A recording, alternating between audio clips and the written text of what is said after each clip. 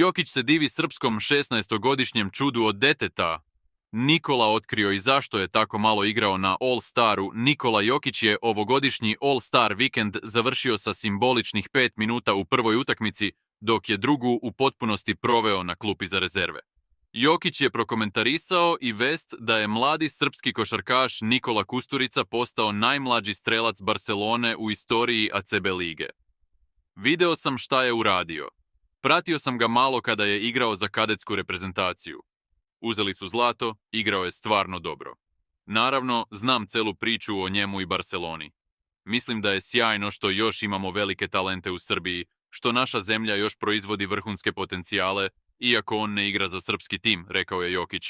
Upitan o tome kako Srbija uspeva da konstantno proizvodi specifične talente, povukao je paralelu sa slavnim rediteljem.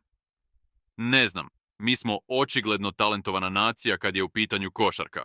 Kusturica pravi neke filmove koji su svetski, a nisu onako normalni.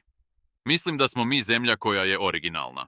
Uvek pravimo neke igrače koji su specifični na svoj način i mislim da je to dobro, da nismo svi isti. Nadam se da će Srbija nastaviti u tom ritmu, objasnio je MVP.